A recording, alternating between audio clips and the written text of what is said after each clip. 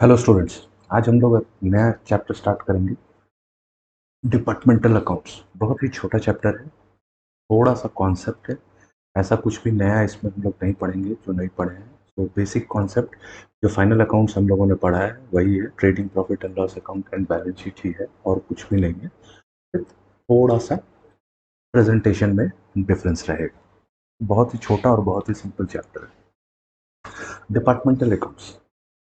तो बेसिकली अगर हम कहें कि एक ऐसा बिजनेस एंटरप्राइज है, लेट्स से एक बिजनेस एंटिटी है जिसका जो रिवेन्यू है, revenue by revenue means revenue और sales comes from two stream. उसके दो दो स्ट्रीम है, टू स्ट्रीम्स मतलब दो धाराएं हैं। स्ट्रीम यानी धाराएं, या फिर हम बोले कि दो एक्टिविटी है और टू एक्टिविटी। ठीक है, दैट मीन्स जो उसका मेन सेल है या रेवेन्यू जो भी वो बिजनेस कमा रहा है, अगर वो मोर देन वन एक्टिविटी से कमाता है, ठीक है, सो मोर देन वन एक्टिविटी करके उसका सेल आ रहा है, तो इन दैट केस जो मैनेजमेंट होगा, टॉप मैनेजमेंट, वो जो जरूर जानना चाहेगा कि जो trading profit and loss account जो बन रहा है, which basically indicates the performance of an enterprise, जो कि एंटरप्राइज का परफॉर्मेंस बता रहा है। सो मैनेजमेंट ये जरूर जानना चाहेगा कि जो परफॉर्मेंस जो हम डिपिक्ट कर रहे हैं through trading profit and loss account, वो एक्टिविटी वाइज हो। दोनों एक्टिविटी, दो एक्टिविटी है या मल्टी मोर देन वन एक्टिविटी है, टू थ्री फोर, जितने भी एक्टिविटीज हो, जितने भी स्ट्रीम से रेवेन्यू आ रहा है, उन सबका separate profit and loss account and trading and profit and loss account बने, so that management can focus and can understand and evaluate the performance of each individual activity। और ये तभी संभव है जब जो अकाउंट्स डिपार्टमेंट है कंपनी का, जो अकाउंटेंट्स हैं, वो कंपनी का जो trading profit and loss account बनाए, वो डिपार्टमेंटल बेसिस पे बनाए, इंडिविजुअल एक्टिविटी का trading profit and loss account बनाए और उसको मैनेजमेंट को प्रेजेंट करे, सो दैट मैनेजमेंट उसके बेसिस पे इंपॉर्टेंट डिसीजंस ले सके। नाउ ये जो रिपोर्टिंग है ये बेसिकली इंटरनल रिपोर्टिंग है। Okay, it is only for internal performance evaluation and control mechanism. ठीक है, जो आउटसाइडर के लिए जो फाइनेंशियल स्टेटमेंट है वो वही फाइनेंशियल स्टेटमेंट है जो हम लोग अभी तक पढ़ते आ रहे हैं, trading profit and loss account, which will be made on for the entity as a whole, है ना। फॉर एग्जाम्पल अगर आप लिस्टेड कंपनी हो और आपका आपका फाइनेंशियल स्टेटमेंट आपको स्टॉक एक्सचेंज में देना है या कहीं भी देना है या फिर किसी इन्वेस्टर को प्रेजेंट करना है या शेयर होल्डर्स के पास जाना है, तो वो आप टोटलिटी में ही प्रेजेंट करेंगे। ये जो डिपार्टमेंटल अकाउंट है ये basically internal control and internal performance evaluation के लिए होता है, सो दैट सही जगह पे मैनेजमेंट फोकस कर सके ऑर्गेनाइजेशनल एफिशिएंसी को इम्प्रूव करने के लिए। अब फॉर एग्जांपल ये दो स्ट्रीम जो हम कह रहे हैं, ये what does that mean. For example आप ले लो, अगर एक five star hotel, five star hotel का रेवेन्यू कैसे आता है, एक उसके पास गेस्ट आते हैं, रूम रेंट पे लेते हैं, स्टे करते हैं और उसके लिए चार्जेस पे करते हैं, टैरिफ पे करते हैं, ठीक है। Apart from that five star hotel में रेस्टोरेंट्स भी होते हैं जहाँ पे जो गेस्ट स्टे कर रहे हैं वो लोग भी खाना खा रहे हैं, लोग बाहर से भी खाना खाने के लिए आते हैं। उसके अलावा हॉल्स होते हैं जहाँ पे कॉन्फ्रेंसेज एंड मीटिंग्स कंडक्ट होते हैं। तो ये बेसिकली वेरियस रेवेन्यू स्ट्रीम्स है जिसके थ्रू से एक five star hotel income revenue कमा रहा है। सो जब फाइव स्टार होटल का जो मैनेजमेंट है उसे अगर परफॉर्मेंस को इम्प्रूव करना है फाइव स्टार होटल का, तो परफॉर्मेंस कैसे इम्प्रूव होगा, एक, या तो मुझे सेल बढ़ाना है, या तो मुझे कॉस्ट कम करना है, या तो मुझे प्रॉफिट बढ़ाना है। यही एफिशिएंसी है।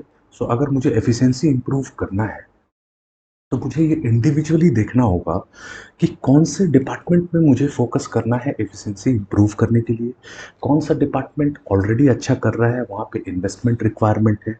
तो इस तरह का बिजनेस डिसीजन लेने के लिए मैनेजमेंट रिक्वायर्स डिपार्टमेंटल अकाउंट।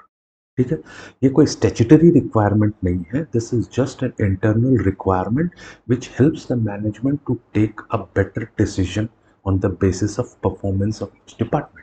ठीक है, सो होटल हो गया या बहुत सारी कंपनीज आप जानते होंगे, आईटीसी लिमिटेड, आईटीसी लिमिटेड जैसे कंपनी, कंपनी एक है लेकिन उसके बहुत सारे डिविजन्स हैं, डिपार्टमेंट्स हैं, है ना। फूड डिवीजन है, एफएमसीजी है, वो भी आईटीसी है, होटल है, वो भी आईटीसी है, टोबैको है, वो भी आईटीसी है। So the company is own single ITC, but उसके वेरियस डिविजन्स हैं। नाउ मैनेजमेंट इंटरनल रिपोर्टिंग के लिए आईटीसी का अगर आप फाइनेंशियल स्टेटमेंट देखोगे तो उसमें कंसोलिडेटेड फाइनेंशियल्स आएगा, जिसमें इन तीनों डिपार्टमेंट का फाइनेंशियल्स को ऐड करके बनाया जाएगा, which is for investors and outsiders and third party. But on a day to day decision लेने के लिए मैनेजमेंट डिपार्टमेंटल अकाउंट्स बनाएगी।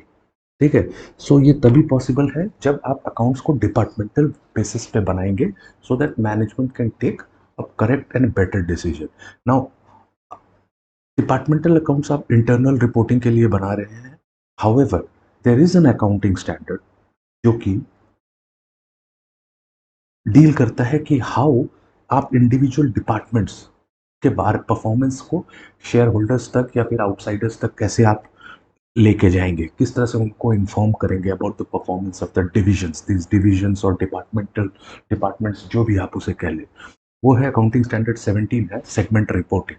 हाउएवर वहाँ पे जो इन्फॉर्मेशन दिया जाता है वो पीएनएल के फॉर्मेट में नहीं दिया जाता है, वो ओवरऑल ब्रॉड बेसिस पे दिया जाता है, सर्टेन की इंफॉर्मेशंस डिस्क्लोज किया जाता है। Whereas for internal reporting each line by line item basis पे trading profit and loss account बनता है।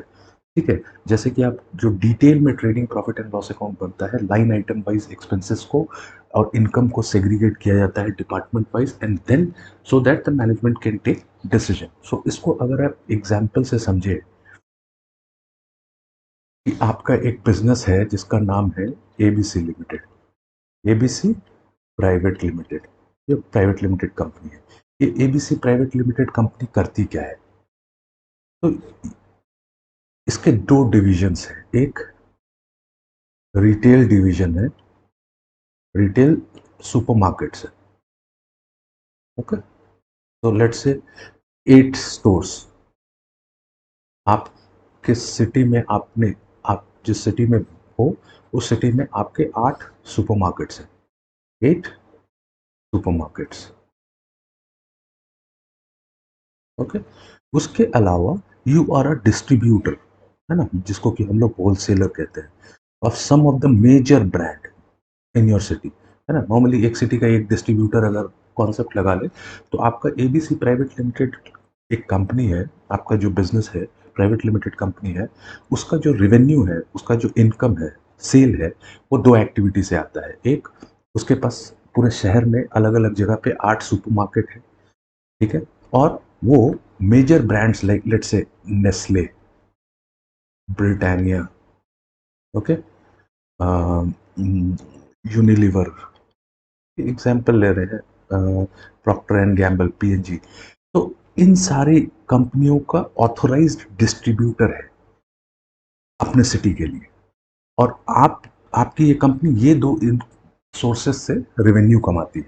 ठीक है। आपका मेन दो एक्टिविटी है, एक, ऑल्दो दोनों ही ट्रेडिंग नेचर की एक्टिविटी है, but first activity is selling through supermarkets and the second activity is the distribution. You are an authorized distributor of some of the major brand, okay, let's say Nestle, Britannia, Unilever and P&G. तो if you are the top management, अगर मैं आपको एक consolidated PNL दूं किसी year के performance से, जिसमें मैं आपको सेल्स दिखाऊं, कॉस्ट ऑफ गुड्स सोल्ड दिखाऊं, यहाँ पे ग्रॉस प्रॉफिट आ गया, उससे इनडायरेक्ट एक्सपेंसेस लेस कर दूं और इनडायरेक्ट इनकम ऐड कर दूं और नेट प्रॉफिट अगर दिखा दूं, तो इससे आपको ये तो पता चल जाएगा कि कंपनी लेवल पे टोटलिटी में एबीसी लिमिटेड क्या कर रही है, लेकिन आपको ये नहीं पता चलेगा कि इस सेल में या प्रॉफिटेबिलिटी में रिटेल का कितना कंट्रीब्यूशन है और डिस्ट्रीब्यूशन और होलसेल बिजनेस का, होलसेल डिवीजन का कितना कंट्रीब्यूशन है। ठीक है। उनका क्या कंट्रीब्यूशन है, किसमें ज़्यादा प्रॉफिट आ रहा है, किसमें कम प्रॉफिट आ रहा है, किसमें ज़्यादा सेल है, किसमें कम सेल है, कॉस्ट किसका ज़्यादा है, कॉस्ट किसका कम है। ये सारी चीज़ें आपको नहीं पता चलेगा अगर आप कंसोलिडेटेड पीएनएल को देखते हैं और आप डिसीजन लेते हैं। तो व्हाट यू विल एक्सपेक्ट, आप अपने मैनेज अकाउंटिंग टीम से कहना, अकाउंट्स टीम से कहेंगे कि आपको वो डिपार्टमेंटल अकाउंट्स बना के दे, जहाँ पे profit and loss, trading and profit and loss account जो है वो रिटेल का सेपरेट हो, होलसेल डिस्ट्रीब्यूशन का सेपरेट हो, और दोनों को जब ऐड करें तो कंपनी लेवल पे आ जाए। ठीक है। सो वो एबीसी लिमिटेड का टोटल पीएनएल होगा। नाउ अब क्वेश्चन आता है कि ऐसा करने से क्या ऑब्जेक्टिव, क्या है, फायदा क्या है, इतना कुछ करने से फायदा क्या मिलेगा। सो लेट्स से जब आप इंडिविजुअल दोनों डिपार्टमेंट का प्रॉफिट एंड लॉस अकाउंट बनाएंगे, trading profit and loss account बनाएंगे, तो आपको पता चलेगा कि टोटल पीएनएल में which department is working better. Let's say अगर हम कहें कि पीएनएल कुछ ऐसा दिखे अगर सिंपल लाइन में कि सेल लेट्स से इन करोड़ है 100 crore, less COGS, cost of goods sold. Cost of goods sold means opening stock plus purchases less closing stock is 75 crore. तो ग्रॉस प्रॉफिट हो गया 25 करोड़। ठीक है। इसमें से इनडायरेक्ट एक्सपेंसेस, सारे indirect expenses, rent, electricity, staff cost and all those things, सारा कुछ लेस कर दिया 20। तो आपके पास कितना बचा 5। ये आपके पास एक पीएनएल आता है। अब इस पीएनएल को अगर आप डिपार्टमेंटल कॉन्सेप्ट पे जाते हैं और आप इसको ऐसे बनाते हैं, रिटेल एंड होलसेल, इस 100 का ब्रेकअप है, this is 60 and this is 40। यहाँ पे कॉस्ट इज 50 और यहाँ पे कॉस्ट इज 25। तो इधर 10 इधर 50। तो 25 ग्रॉस प्रॉफिट था, उसका ब्रेकअप है 10 रिटेल का, 15 होलसेल का। देन इनडायरेक्ट एक्सपेंसेस को जो आपने लेस किया, इधर है 15 और इधर है 5। तो बेसिकली योर रिटेल में आपको 5 का लॉस है और इधर 10 का प्रॉफिट है और टोटलिटी में आपको 5 का प्रॉफिट है। नाउ जब आप इस तरह से अपने पीएनएल को रिव्यू करेंगे तो आपको ये इजी हो जाएगा। फर्स्ट ऑब्जेक्टिव आप क्या अचीव कर रहे हैं, आप रिटेल और होलसेल बिजनेस का परफॉर्मेंस को इंडिविजुअली इवैल्यूएट कर रहे हैं। दैट ऑल्दो रिटेल सेल तो बहुत ज़्यादा है लेकिन पीएनएल में कोई भी कंट्रीब्यूशन नहीं है, उल्टा लॉस में चल रहा है। तो फिर देन परफॉर्मेंस इंप्रूवमेंट का आप सेपरेट प्लान बना सकते हैं, है ना। इंडिविजुअल जब आप परफॉर्मेंस इवैल्यूएट करेंगे तो इंडिविजुअल स्ट्रैटेजी भी बना सकते हैं कि आप परफॉर्मेंस, रिटेल को प्रॉफिट में कैसे लाया जाए, कॉस्ट कम किया जाए, मार्जिन बढ़ाया जाए या सेल बढ़ाया जाए। यही 3 तरीका है प्रॉफिट बढ़ाने का।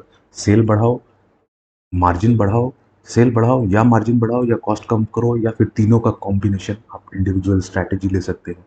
होलसेल में ऑल्दो प्रॉफिट है बट क्या देयर इज ए स्कोप, अगर स्कोप है तो वो स्ट्रैटेजी आप बना सकते हैं। सो इंडिविजुअल आप स्ट्रैटेजी बना सकते हैं, परफॉर्मेंस इवेल्युएट कर सकते हैं। जब इंडिविजुअल पीएनएल आपके पास अवेलेबल होगा तो आपको पता चलेगा इनकी दोनों डिवीजन में कौन सा डिवीजन में ग्रोथ पोटेंशियल ज़्यादा है। जब आपको ग्रोथ पोटेंशियल के बारे में आइडिया मिलेगा तो आपको आपका इन्वेस्टमेंट स्ट्रैटेजी डिसाइड होगा कि आप इन्वेस्टमेंट कहाँ करें, जिसमें ग्रोथ पोटेंशियल ज़्यादा है और उसमें इन्वेस्टमेंट करें, जिसमें ग्रोथ पोटेंशियल कम है उसमें दूसरा परफॉर्मेंस इंप्रूवमेंट का प्लान बना सकते हैं। इंडिविजुअली परफॉर्मेंस इवेलुएट करेंगे और जब आप डिपार्टमेंटल अकाउंट्स बनाएंगे, so basically objective is individual performance evaluation होगा और इंडिविजुअल स्ट्रैटेजीज फॉर इम्प्रूवमेंट मिलेगा, डिसाइड किया जा सकता है। So you as being the owner, आप आपने एक मैनेजर रखा है जो रिटेल का बिजनेस देखता है और एक मैनेजर रखा है जो डिस्ट्रीब्यूशन बिजनेस रखता है। तो दोनों को आप इंडिविजुअली दोनों के साथ अलग अलग स्ट्रैटेजी डेवलप करोगे so that business can improve, efficiency improve हो सके। By efficiency we mean sale बढ़ सकता है, कॉस्ट कम हो सकता है, प्रॉफिटेबिलिटी बढ़ाना है। ये सारे डिसीजन आप इंडिविजुअल मैनेजर्स को आप हाईलाइट करोगे कि तुम्हारे डिवीजन में कहाँ प्रॉब्लम है, क्या इम्प्रूवमेंट है, उसकी स्ट्रैटेजी बना सकते। सो बेसिकली जब आप का revenue stream more than one है, यहाँ पे रेवेन्यू स्ट्रीम क्या है, मोर देन वन है, then management go for departmental accounts so that day to day basis पे जो डिसीजन और परफॉर्मेंस इवैल्यूएशन हो सकता है, not day to day basis, basically performance evaluation जब भी करेंगे आप तो इंडिविजुअली करेंगे सो दैट आप बेटर डिसीजन ले सको और ज़्यादा फोकस्ड एफर्ट होगा एफिशिएंसी इंप्रूवमेंट पे। So basically business is run for the purpose of making profit, efficiency improve करना है और रेवेन्यू स्ट्रीम एक से ज़्यादा है तो हम फोकस करेंगे इंडिविजुअल स्ट्रीम पे separately through a separate trading profit and loss account so that individual strategies and performance improvement can be done. Now अब इसका तरीका क्या है, मेथड्स क्या है। सो ये उसका एडवांटेजेस भी हो गया और ऑब्जेक्टिव हो गया। मेथड्स क्या है, मेथड दो है। Method of accounts, departmental account, method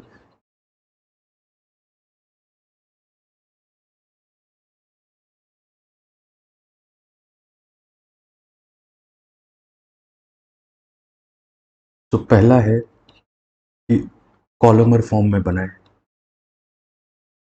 all the books, जितने भी बुक्स है, सब्सिडरी बुक्स है, परचेज बुक, सेल्स बुक है ना, जो सारे भी प्राइमरी बुक्स ऑफ एंट्री है या जो भी बुक्स ऑफ अकाउंट्स है, वो एक ही है, उसको कॉलमर फॉर्म में बनाए। सो परचेज अगर आप एंट्री कर रहे हैं तो परचेज बुक एक ही होगा, रिटेल का परचेज और होलसेल का परचेज कॉलमर फॉर्म में जाएगा, इधर रिटेल इधर होलसेल, और आप सारी एंट्री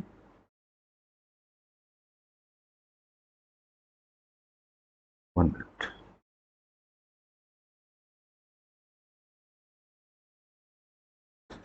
ओके, सो आप रिटेल और होलसेल की एंट्री सेपरेट कर सके। सिमिलरली या तो फिर आप सेपरेट बना ले, है ना, separate set of books means purchase book of retail will be separate, purchase book of wholesale will be separate. So एक तो होगा कि आप कॉलमर फॉर्म में बनाएं या फिर separate set of books maintain करें। सिंपल है। नॉर्मली आज in today's scenario columnar form में नहीं होता, सेपरेट सेट ऑफ बुक्स होता है, क्योंकि इट्स इजी, ईआरपी है, इलेक्ट्रॉनिक कंप्यूटराइज्ड एनवायरनमेंट में सारा वर्किंग होता है। So separate set of books is easily can be easily maintain. हालांकि कंप्यूटराइज है, so it is easily possible. Now अब क्वेश्चन आता है कि what will be the challenges that you will face when you prepare the departmental accounts? तो basically departmental accounts जब आप बनाएंगे तो आप क्या बनाएंगे? पहला, departmental trading and profit and loss account बनाएंगे, and then consolidated trading profit and loss भी बनाएंगे।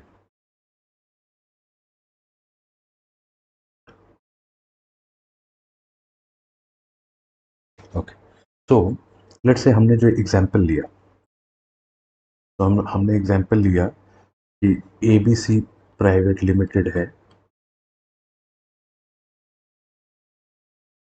जिसके 2 डिविजन्स हैं या डिपार्टमेंट है, जो भी आप समझ लो।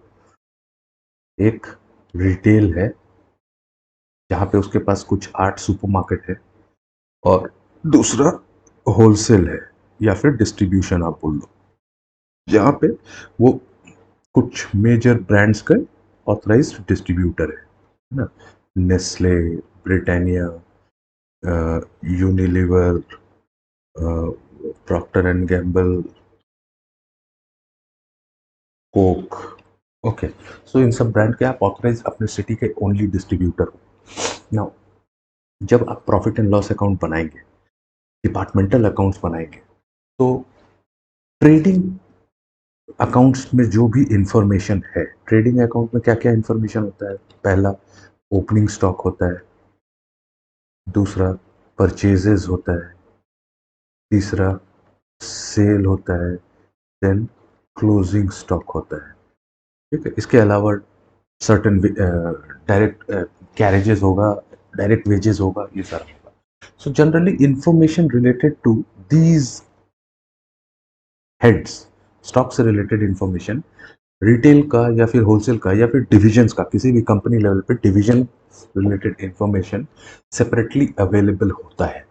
ठीक है, नाउ जब आप, तो पहले आप क्या करोगे? फर्स्ट ऑफ ऑल हम लोग बनाएंगे trading profit and loss account of department, जहाँ पे हम सेल डिपार्टमेंट वाइज दिखाएंगे, परचेजेस डिपार्टमेंट वाइज दिखाएंगे, ओपनिंग स्टॉक डिपार्टमेंट वाइज दिखाएंगे, क्लोजिंग स्टॉक डिपार्टमेंट वाइज दिखाएंगे, ग्रॉस प्रॉफिट निकल के आ जाएगा डिपार्टमेंट का। देन हम एक्सपेंसेस माइनस करेंगे उससे। नाउ जब हम इनडायरेक्ट एक्सपेंसेस माइनस करेंगे, तो इनडायरेक्ट एक्सपेंसेस के टाइम पे कुछ चैलेंजेस आएंगे। फॉर एग्जाम्पल, चैलेंजेस क्या आएंगे? देर विल बी सर्टेन एक्सपेंसेस जो कि डायरेक्टली इस डिपार्टमेंट से रिलेटेड होगा, रिटेल से रिलेटेड। फॉर एग्जाम्पल, अगर आप वन ऑफ द एक्सपेंसेस जो आप पीएनएल में चार्ज करोगे वो है स्टाफ कॉस्ट, यानी salary, let's say staff related cost. तो इसमें 3 कंपोनेंट हो सकता है। एक, रिटेल के लिए डायरेक्ट स्टाफ सैलरी होगा, मींस जो सुपरमार्केट में आपने स्टाफ अपॉइंट कर रखा है जो सिर्फ सुपरमार्केट के लिए काम करते हैं, वो सुपरमार्केट के लिए डायरेक्ट कॉस्ट हो गया, तो वो सुपरमार्केट का डायरेक्टली पीएनएल में चार्ज हो जाएगा। Then there will be some staff members जो कि सिर्फ इस डिवीजन के लिए काम करते हैं, सेल्स पर्सन होंगे, है ना, तो उनका स्टाफ सैलरी कॉस्ट इधर चार्ज हो जाएगा पीएनएल में। But then there will be some common also, like accounts है, एचआर है, आईटी है, ये लोग कॉमन रिसोर्स है कंपनी के, है ना। कंपनी का सीईओ है, लेट्स से आपने जनरल मैनेजर एक रखा है जो कि दोनों डिवीजन को देखता है, तो ये सारे है। या फिर प्रोक्योरमेंट हो सकता है, प्रोक्योरमेंट भी दोनों का कॉमन हो सकता है। ये सारे रिसोर्सेस कॉमन होंगे। तो जो डायरेक्ट एक्सपेंसेस किसी डिवीजन के साथ आइडेंटिफाई होगा, जिस डिवीजन के साथ भी जो एक्सपेंसेस डायरेक्टली आइडेंटिफाई होगा, उसको तो उसके पीएनएल अकाउंट में आप चार्ज कर दोगे। और जो आइडेंटिफाइबल नहीं हो पाएगा, जो कि कॉमन एक्सपेंसेस होगा, ठीक है, या फिर जिसका रिलेशनशिप डायरेक्ट नहीं है, उसके केसेस में आप क्या करेंगे कि उसको किसी बेसिस पे आप एलोकेट करेंगे। फॉर एग्जांपल स्टाफ से रिलेटेड एक्सपेंसेस है, ओके। सो स्टाफ से रिलेटेड जो एक्सपेंसेस है, जो रिटेल का स्टाफ है उसको आपने रिटेल के पीएनएल में चार्ज कर दिया, जो होलसेल का स्टाफ है उसको होलसेल के पीएनएल में चार्ज कर दिया। अब क्वेश्चन आता है कि अकाउंट्स टीम है, उसकी उसके उसको जो सैलरी, अकाउंट्स टीम में 5 लोग हैं, उनकी जो सैलरी है वो कितना रिटेल को जाएगा, कितना होलसेल को जाएगा। सिमिलरली एचआर टीम में जो लोग हैं, उनका सैलरी कितना रिटेल टीम को जाएगा, कितना होलसेल टीम को जाएगा। कंपनी का जो सीईओ है उसकी सैलरी है, कंपनी में और जो प्रोक्योरमेंट टीम है जो कि दोनों डिवीजन के लिए काम कर रहा है, ठीक है, उनका सैलरी कॉस्ट किस तरह से अपोर्शन किया जाए। सो उसको कहते हैं अपॉर्शनमेंट ऑफ कॉमन कॉस्ट, ठीक है। जो डायरेक्ट कॉस्ट है उसको आपने लगा दिया, फिर आता है apportionment of common cost. So apportionment of common cost के केस में क्या है, कुछ कुछ एग्जाम्पल होगा जो हम लोग देखेंगे कि उसको किस बेसिस पे ले। फॉर एग्जाम्पल पहला देखते हैं, इंडिविजुअली एक एक करके देखते हैं, स्टाफ कॉस्ट भी देखेंगे।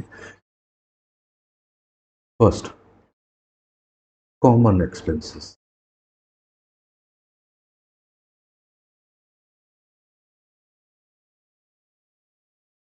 रेंट। लेट्स से आप सुपरमार्केट है आपके पास और होलसेल का डिस्ट्रीब्यूशन बिजनेस है ना। सुपरमार्केट के लिए आपके आपके पास 8 सुपरमार्केट है, लेट्स से 8 सुपरमार्केट आपने रेंट पे लिया है और आप वहाँ पे अपना बिजनेस कर रहे हो, तो वो तो डायरेक्ट कॉस्ट है। वो जो रेंट आप पे कर रहे हो, जो सुपरमार्केट जहाँ पे आपने ओपन किया, सुपरमार्केट का जो रेंट है वो डायरेक्टली रिटेल के पीएनएल में जाएगा, उसका होलसेल बिजनेस से कोई भी लेना देना नहीं, ठीक है। लेकिन लेट्स से आपका एक वेयर हाउस है, गोडाउन है, कॉमन है, जहाँ पे रिटेल का भी स्टॉक रखा जाता है और होलसेल का भी स्टॉक रखा जाता है, और वो गोडाउन आपने रेंट पे ले रखा है, ठीक है। वो गोडाउन आपने रेंट पे ले रखा है, तो वो जो रेंट आप पे करेंगे उसको कहाँ चार्ज ऑफ करेंगे, ठीक है, क्योंकि वो दोनों उसको यूज कर रहे हैं, तो उसको कैसे अपॉर्शन करें रिटेल और होलसेल के बीच में। तो basis, one of the basis could be, one of the simplest basis is space. Warehouse में कितना स्पेस रिटेल का स्टॉक के लिए है और कितना स्पेस होलसेल के स्टॉक के लिए है। तो आपने जितना स्टॉक रिटेल, जितने एरिया में रिटेल का, लेट्स से वेयर हाउस का 60% जो स्पेस है वो रिटेल के स्टॉक्स ने ऑक्यूपाई कर रखा है और 40% होलसेल के लिए, तो रेंट को आप 60-40 के रेशियो में आप बांट दो, ठीक है। सिमिलरली इलेक्ट्रिसिटी एक्सपेंसेस, अगेन जो डायरेक्ट है रिलेटेड टू सुपरमार्केट, और अगर होलसेल से रिलेटेड कुछ डायरेक्ट है तो वो तो आप चार्ज ऑफ कर दोगे। Similarly electricity expenses related to warehouse और electricity expenses related to head office, ये सारा चीज़ है। तो इसको कैसे करेंगे, वेयर हाउस में है तो भी सिंपल है, separate area wise separate meter आप लगा के रखोगे, और जितना जिस एरिया में जिस एरिया में होलसेल का स्टॉक रखा है उस एरिया का इलेक्ट्रिसिटी कंजम्पशन जितना निकला और जितना रिटेल का निकला, इस रेशियो में आप डिस्ट्रीब्यूट कर सकते हो। Similarly let's say advertising expenses है, कंपनी ने एडवर्टाइज किया है किसी भी प्लेटफॉर्म पे, तो वहाँ पे एडवर्टाइजमेंट जो हमने किया है उसमें हमने अपने रिटेल के सुपरमार्केट्स को भी एडवर्टाइज किया है, और साथ साथ हमने ये भी एडवर्टाइज किया कि हमारा होलसेल का भी बिजनेस है जहाँ पे हम डिस्ट्रीब्यूटर है। एज ए कंपनी हमने टीवी पे एडवर्टीजमेंट किया, तो उसका बेनिफिट दोनों को जाता है ना, रिटेल को भी मिलेगा और होलसेल को भी मिलेगा। तो अभी जब कॉस्ट एलोकेट करना है तो किस बेसिस पे करेंगे, तो दोनों डिपार्टमेंट के सेल्स के बेसिस पे कर सकते हैं। सिमिलरली अगर कैरेज इनवर्ड है या फिर डिस्काउंट पेमेंट, जब परचेस किया उसका पेमेंट करने के टाइम पे डिस्काउंट मिला, कोई ऐसा सप्लायर है जो कि कॉमन सप्लायर है, ठीक है। अगर डेली नॉर्मली रिटेल और होलसेल के बिजनेस में ऐसा नहीं होगा, सप्लायर्स सेपरेट होंगे, लेकिन लेट्स से अगर कोई कॉमन सप्लायर है और वहाँ से आपको डिस्काउंट मिल रहा है, तो उस डिस्काउंट को आप किस तरह से एलोकेट करोगे, जिसने आपको रिटेल में भी सप्लाई किया और आपका होलसेल के लिए भी सप्लाई करता है। तो इन दैट केस आप क्या करोगे? तो इन दैट केस क्या करेंगे हम, परचेज के बेसिस पे, दोनों डिपार्टमेंट के परचेज के बेसिस पे उस कॉस्ट को एलोकेट कर देंगे। देन चैलेंज आएगा, सैलरीज के रिस्पेक्ट में क्या करेंगे? तो सैलरीज के रिस्पेक्ट में भी सिंपल है, जो डायरेक्ट स्टाफ कॉस्ट है वो डायरेक्टली चार्ज कर देंगे रिस्पेक्टिव डिवीजन को, और जो कॉमन स्टाफ कॉस्ट है उसको टाइम बेसिस पे एलोकेट कर देंगे। तो अकाउंट्स टीम का कितना टाइम होलसेल के लिए जाता है, कितना टाइम रिटेल के लिए जाता है, उस बेसिस पे आप उसका एलोकेशन कर सकते हैं।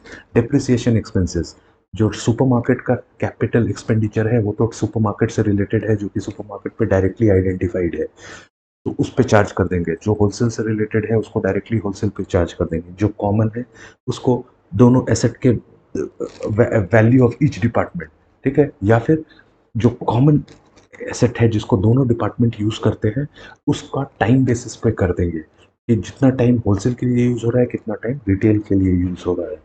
ठीक है, सो ये सारे कॉमन चैलेंजेस आएंगे, जो कि आपको इन दैट केस इन सारे एक्सपेंसेस को ऑन सर्टेन रीजनेबल लॉजिक, जो कि बिजनेस लॉजिक होगा, ठीक है, उस बेसिस पे आप एलोकेट करें। जरूरी नहीं है कि एक बिजनेस लॉजिक सबके लिए एक समान हो, ठीक है, हर बिजनेस का अपना अपना लॉजिक हो सकता है, उस लॉजिक पे आप उस कॉमन कॉस्ट को एलोकेट करेंगे। इन सारी चीज़ों को करने के बाद भी there will be certain expenses जिसको कि आप आइडेंटिफाई नहीं कर पाते हैं कि किस तरह से एलोकेट करें। ठीक है, कितना एलोकेशन होलसेल को जाना चाहिए, कितना एलोकेशन रिटेल को जाना चाहिए। One classic example is interest. आपने वर्किंग कैपिटल लोन दिया है और आप इंटरेस्ट का एलोकेशन कर रहे हैं, so there will be certain expenses जो कि जिसका कि एलोकेशन पॉसिबल नहीं है, तो उसको कंसोलिडेटेड पीएनएल में लेके जाएंगे। मीनिंग, जब आप ट्रेडिंग और profit and loss account individual department का बनाएंगे और उसका जो प्रॉफिट होगा उसको आप general profit and loss account में ट्रांसफर करेंगे, डिपार्टमेंटल प्रॉफिट को, और general profit and loss account से वो सारे एक्सपेंसेस को आप माइनस करेंगे जिसको कि किसी लॉजिकल बेसिस पे आप एलोकेट नहीं कर पा रहे हैं, तो वो general profit and loss account में चला जाएगा, और उसके बाद जो पीएनएल बनेगा वो कंसोलिडेटेड पीएनएल हो जाता है। सो बेसिकली हम क्या करेंगे, पहले departmental trading and profit and loss account बनाएंगे, and then departmental trading profit and loss account का जो प्रॉफिट निकल के आया उसको general profit and loss account में ट्रांसफर करेंगे, और general profit and loss account में वो सारे एक्सपेंसेस को लेस करेंगे जिसको कि हम किसी रीजनेबल बेसिस पे एलोकेट करने पे कोई लॉजिक नहीं डेवलप कर पाए, जो कि एलोकेट नहीं हो सकता, और उसको हम general profit and loss account में ट्रांसफर करके एंड देन कंपनी का प्रॉफिट कैलकुलेट करेंगे। ठीक है, सो ये बेसिक चैलेंजेस आएगा जब आप departmental profit and loss account बनाएंगे। जो ट्रेडिंग अकाउंट है, ट्रेडिंग अकाउंट में ऐसा कुछ भी नहीं होगा जो कि कॉमन होगा, वहां पे डायरेक्टली सारी चीजें आइडेंटिफाइड होंगी, क्योंकि फॉर एग्जांपल अगर आप देखो तो ट्रेडिंग अकाउंट में सारा इंफॉर्मेशन स्टॉक से रिलेटेड होता है। तो रिटेल का सेपरेट स्टॉक्स है, सेपरेट आइटम से सेपरेट स्टॉक है, होलसेल का सेपरेट स्टॉक है, तो इजीली सारा इंफॉर्मेशन यहाँ पे कितना सेल हुआ आपको पता चल जाएगा, कितना परचेज हुआ इन सारे आइटम का पता चल जाएगा। सिमिलरली रिटेल में बहुत सारे आइटम होंगे, यहाँ पे हो सकता है कि 5 या 10 ब्रांड हो, लेकिन यहाँ पे हो सकता है कि हंड्रेड्स में ब्रांड हो, क्योंकि सुपरमार्केट है। तो ट्रेडिंग अकाउंट से रिलेटेड इंफॉर्मेशन जनरली हर डिवीजन या डिपार्टमेंट के लिए सेपरेटली इजीली अवेलेबल होता है किसी भी कंपनी। ठीक है, it is only at the profit and loss account जहाँ पे कॉमन एक्सपेंसेस को एलोकेट करना पड़ता है, और उसके लिए हमें कोई रीजनेबल बिजनेस लॉजिक के बेस पे हम वो सारे एक्सपेंसेस को दोनों दो या मल्टीपल डिविजन्स या डिपार्टमेंट, जितने भी डिपार्टमेंट्स हैं उन पे किसी कॉमन लॉजिक पे एलोकेट करेंगे। ठीक है, एंड देन जब एलोकेट करने के बाद अगर कुछ एक्सपेंसेस बच जाता है जो कि एलोकेट नहीं हो सकता, तो उन सारे एक्सपेंसेस को general profit and loss account में हम चार्ज ऑफ करेंगे।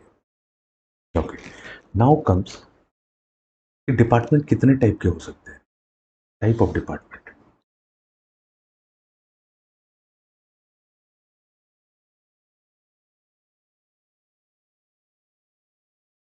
पहला independent department,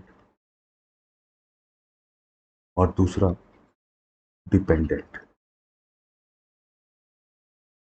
okay, independent department means हमारे केस में retail and wholesale are will be called an independent department जब ये आपस में कोई भी ट्रांजैक्शन नहीं करते, यानी कि रिटेल होलसेल से कुछ नहीं खरीदता और होलसेल रिटेल से कुछ नहीं खरीदता, दोनों इंडिपेंडेंटली काम करते हैं। यानी होलसेल में ये सारे जो ब्रांड है ये रिटेल सुपरमार्केट में नहीं है, ठीक है, और रिटेल सुपरमार्केट के जो ब्रांड है वो होलसेल में तो नहीं है। या फिर किसी भी कंपनी के सिनेरियो में इंडिपेंडेंट डिपार्टमेंट वो डिपार्टमेंट है जो कि दूसरे डिपार्टमेंट से कोई ट्रांजैक्शन नहीं करता। लेकिन डिपेंडेंट डिपार्टमेंट जो है वो ऐसा डिपार्टमेंट है जहाँ पे दो all the department interact with each other, transact with each other, आपस में परचेज और सेल का ट्रांजैक्शन करते हैं। So most important is dependent department. Now अपने एग्जाम्पल में हम आते हैं, यहाँ पे there will be a case of dependency. अगर आपका बिजनेस रिटेल और होलसेल का है तो डिपेंडेंट डिपार्टमेंट तो मस्ट है, क्योंकि आप जब आप किसी प्रोडक्ट के होलसेलर भी हो और रिटेलर भी हो तो आप अपने सुपरमार्केट से इस प्रोडक्ट को अगर आप बेचोगे तो आप ज़्यादा प्रॉफिट कमाओगे, क्योंकि आप होलसेलर का भी मार्जिन रखोगे और रिटेलर का भी मार्जिन रखोगे। तो यहाँ तो डिपेंडेंट होना ही होना है हमारे एग्जाम्पल में। नाउ डिपेंडेंट डिपार्टमेंट के केस में क्या होता है, एक अनरियलाइज्ड प्रॉफिट का कॉन्सेप्ट आता है। तो डिपार्टमेंट डिपार्टमेंट क्या हो गया कि रिटेल, क्योंकि रिटेल सुपरमार्केट है, लेट्स से जैसे कि मोर है या फिर बिग बाजार है, सुपरमार्केट कॉन्सेप्ट है, तो वो उससे नेस्ले का प्रोडक्ट बेचना है, उसे मैगी उसे किटकैट बेचना है। तो रिटेल, आपका जो रिटेल सुपरमार्केट है वो ये प्रोडक्ट किससे खरीदेगा, वो अपने सिटी के डिस्ट्रीब्यूटर से खरीदेगा जो कि आप खुद हो, ठीक है। बट रिटेल का मैनेजर सेपरेट है, होलसेल का मैनेजर सेपरेट है, डिवीजन दोनों सेपरेट है। तो रिटेल क्या करेगा, रिटेल होलसेल से परचेज करेगा। नाउ जब, ठीक है, इन दिस केस हो सकता है कि यहाँ पे होलसेल रिटेल से ना परचेज करे कुछ भी, लेकिन रिटेल होलसेल से परचेज करेगा, और ये डिपार्टमेंटल डिपेंडेंट डिपार्टमेंट का एग्जाम्पल हो गया जहाँ पे डिपार्टमेंट आपस में ट्रांजैक्ट कर रहे हैं। नाउ अब क्वेश्चन आता है कि जब होलसेल रिटेल को जब सेल करेगा तो किस प्राइस पे करेगा। Okay, so in that case तीन ऑप्शन है उसके पास, या तो वो कॉस्ट टू कॉस्ट सेल करे, क्योंकि कंपनी एक ही है, जिस कॉस्ट पे होलसेल ने नेस्ले से, होलसेल क्या करेगा, नेस्ले का जो भी प्रोडक्ट है, लेट से मैगी है या फिर किटकैट है, वो नेस्ले कंपनी से खरीदेगा और सारे लोगों को जो शॉप्स हैं उसके सिटी में उन सबको सेल करेगा, जिसमें से आपका रिटेल सुपरमार्केट भी, आपका जो दूसरा डिवीजन है वो भी उसके लिए एक कस्टमर है। तो क्योंकि कंपनी सेम है तो आप चाहो तो आप इसको कॉस्ट टू कॉस्ट बेच सकते हो, यानी होलसेल बिजनेस ने नेस्ले से जितने कॉस्ट में खरीदा था इन उतने ही कॉस्ट में वो रिटेल को बेचेगा। In this case there is no profit element, कोई भी प्रॉब्लम नहीं है, ठीक है। दूसरा क्या हो सकता है, फिक्स्ड मार्जिन पे बेचेगा, यानी कि आपकी कंपनी ने पॉलिसी बनाया कि जब भी होलसेल रिटेल को सेल करेगा कोई प्रोडक्ट तो वो 20% ऐड करके सेल करेगा, फिक्स्ड है, 20% ऐड करके सेल करेगा। तीसरा, normal wholesale selling price,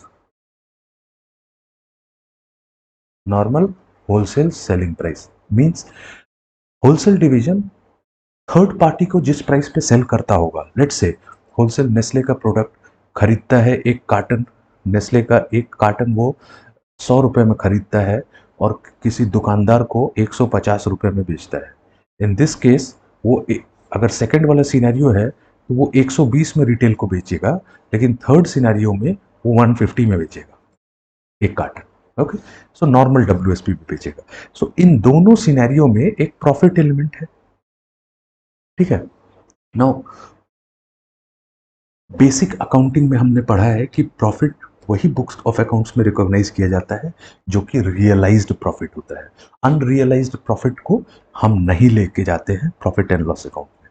now यहाँ पे क्या होगा कि जो होलसेल का टीम, होलसेल डिवीजन है, वो प्रोडक्ट बेचेगा रिटेल डिवीजन को, अगर कॉस्ट पे बेचता है नो प्रॉब्लम, लेकिन जब भी वो मार्कअप ऐड करके बेचेगा, चाहे वो फिक्स्ड मार्जिन हो या फिर नॉर्मल WSP हो, तो एक प्रॉफिट का कॉन्सेप्ट आ गया। फॉर एग्जांपल यहाँ पे फर्स्ट इस केस में 20 रुपीज़ का प्रॉफिट है, इस केस में 50 रुपीज़ का प्रॉफिट है। नाउ जब आप डिविजनल अकाउंट बनाएंगे, यानी जब आप होलसेल का P&L सेपरेट देख रहे हैं, तो होलसेल अपने P&L में लेट से 1 कार्टन सेल किया तो वो दिखाएगा 1 कार्टन का सेल, सेल दिखाएगा इतने का, 150 का, और उसका परचेज रहेगा 100 का, तो वो 50 रुपीज का प्रॉफिट कमाया। ठीक है, इन दिस केस 20 रुपीज का प्रॉफिट कमाएगा। सिमिलरली रिटेल क्या दिखाएगा, रिटेल परचेज दिखाएगा 150 का, रिटेल परचेज किया 150 में, और लेट से रिटेल इसको बेचेगा 200 में, है ना, तो रिटेल कितना कमाया प्रॉफिट, 50। तो यहां पे प्रॉफिट का कॉन्सेप्ट आ गया। अनरियलाइज्ड प्रॉफिट क्या है कि लेट से पूरे साल में wholesale sold 100 carton of Maggi at rupees 150 each, okay, to retail. ठीक है, अब जब आप होलसेल का पीएनएल बना रहे हैं तो 100 कार्टन इंटू 150 मतलब 15,000 रुपए का सेल दिखाएंगे। इसका जो भी परचेस कॉस्ट रहा होगा होलसेल का वो परचेस में आ जाएगा और होलसेल का प्रॉफिट कैलकुलेट हो गया। रिटेल के प्रॉफिट में क्या होगा, परचेस तो आ जाएगा 150 का, at 150 100 carton at the rate of 150, लेकिन लेट से ईयर एंड डेट को यानी 31 मार्च को या 31 दिसंबर को जब भी आपका ईयर एंड है, रिटेल ने इस 100 कार्टन में ओनली 80 कार्टन ही सेल किया।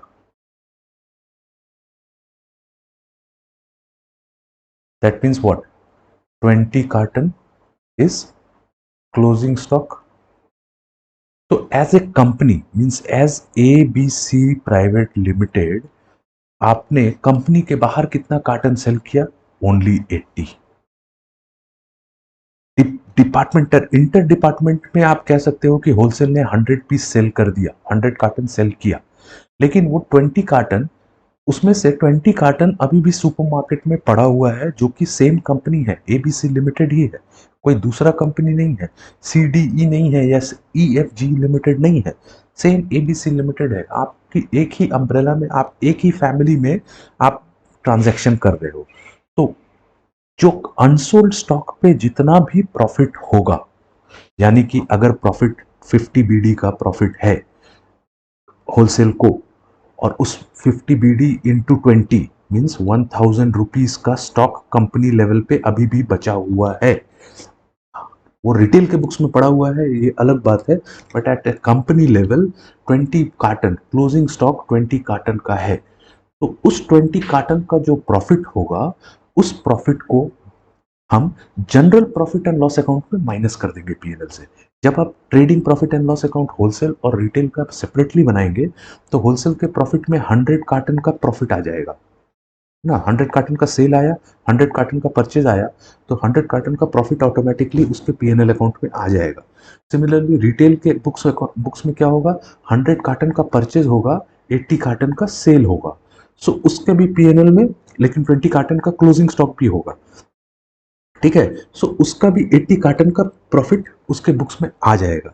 लेकिन जब कंसोलिडेटेड लेवल पे क्योंकि 20 कार्टन सेल नहीं हुआ है, तो जब हम common profit general profit and loss account बनाएंगे तो इस 20 कार्टन के स्टॉक को, 20 कार्टन का जो प्रॉफिट एलिमेंट है, ठीक है, होलसेल का कंपनी का प्रॉफिट एलिमेंट क्या है, एज ए कंपनी आपने इस आइटम को 100 रुपीज में खरीदा था और आप उसको 200 रुपीज में बेचेंगे थ्रू रिटेल। अगर होलसेल डिवीजन ही कहीं बाहर सेल करता तो कितने में करता, 150 में, लेकिन उसने रिटेल को दिया जो रिटेल इसको 200 में बेचेगा, तो एज ए कंपनी आपको 100 रुपए का फायदा है ना, 100 रुपए में खरीद के आप 200 में बेचेंगे। लेकिन उसमें से 20 कार्टन जो कि 50 रुपीज का प्रॉफिट पर कार्टन है, वो अभी स्टॉक में पड़ा हुआ है, जो कि नेक्स्ट ईयर में सेल होगा, 31 मार्च को या 31 दिसंबर को वो स्टॉक पड़ा हुआ है। तो उसका जो प्रॉफिट एलिमेंट है वो हम लोग general profit and loss account में रिवर्स कर देंगे। सो क्या करेंगे, profit and loss account debit to stock reserve, क्योंकि जैसे हम ब्रांच अकाउंटिंग में हम लोग करते थे, स्टॉक रिजर्व 1000 से, ये 31 मार्च को हम ये एंट्री पास करेंगे, 1 अप्रैल को इस एंट्री को अगेन रिवर्स कर देंगे, और तब तक उसके बाद क्या होगा, नेक्स्ट ईयर पूरे साल में ये 20 कार्टन सेल होके एक्चुअल प्रॉफिट रियलाइज हो जाएगा, और स्टॉक रिजर्व का बैलेंस अगेन ईयर एंड में फिर से होगा, जो ईयर एंड का क्लोजिंग स्टॉक होगा उससे रिलेटेड। सो 31 मार्च को, ईयर एंड डेट को, हम क्या करेंगे, जो अनसोल्ड स्टॉक कंपनी लेवल पे पड़ा हुआ है उसका प्रॉफिट एलिमेंट को स्टॉक रिजर्व में क्रेडिट कर देंगे, पीएनएल अकाउंट में डेबिट करके। ठीक है। और नेक्स्ट ईयर के फर्स्ट डे को ही इस अकाउंटिंग एंट्री को रिवर्स भी कर देंगे, यानी 1/4/2022 को हम इस अकाउंटिंग एंट्री को रिवर्स कर देंगे और उसके बाद एक्चुअल सेल्स आ जाएगा। तो in case of dependent branch सिर्फ ये एक एडिशनल कॉन्सेप्ट है जो कि इस चैप्टर में है, जो कि हम लोग पहले भी पढ़ चुके हैं। स्टॉक रिजर्व का कॉन्सेप्ट ब्रांच अकाउंटिंग जब हम लोग पढ़ रहे थे तो वहां भी पढ़ लिया। उसके अलावा इस चैप्टर में ऐसा कुछ भी नहीं है जो कि कॉन्सेप्चुअल है। Normal trading and profit and loss account जो हम बनाते थे हम वही बनाएंगे, सिर्फ उसे हम सिंगल कॉलम बनाते थे क्योंकि हम तब कंपनी लेवल पे देखते थे। यहाँ पे हमें कॉलमर फॉर्म में बनाना है। अगर 1 2 3 या 4 डिवीजन है तो इंडिविजुअल डिवीजन वाइज आपको प्रॉफिट एंड लॉस अकाउंट निकालना है। कॉमन एक्सपेंसेस जो है, उस कॉमन एक्सपेंसेस को अगर आपको शेयर करना है तो उसके लिए बिजनेस का जो मोस्ट रीजनेबल लॉजिक होगा आपके बिजनेस का, उस लॉजिक पे आप उसको एलोकेट करेंगे। और उसके अलावा भी अगर कोई एक्सपेंसेस ऐसा निकल के आता है जिसे कि आप एलोकेट नहीं कर सकते, अपॉर्शन नहीं कर सकते, उसे आप general profit and loss account में ट्रांसफर करेंगे। ठीक है। और उसके बाद जो प्रॉफिट आएगा वो कंपनी का प्रॉफिट होगा। Now the additional concept is, अगर डिपेंडेंट डिविजन्स है, डिपेंडेंट डिविजन्स मीन्स वो डिवीजन जो आपस में परचेज सेल का ट्रांजैक्शन करते हैं। इन दैट केस जो भी last day of the year, accounting year 31 मार्च को जो भी इंटर डिवीजन ट्रांजैक्शन में जो क्लोजिंग स्टॉक बचा है उसका प्रॉफिट एलिमेंट को general profit and loss account से माइनस कर देंगे। ठीक है।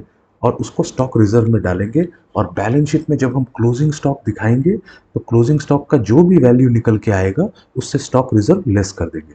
तो closing stock minus stock reserve balance sheet में हम प्रेजेंट करेंगे।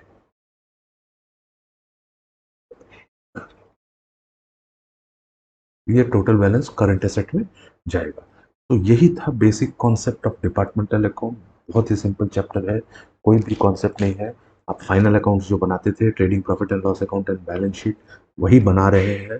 जस्ट इसे कॉलमर फॉर्म में बनाना है और कुछ नहीं है।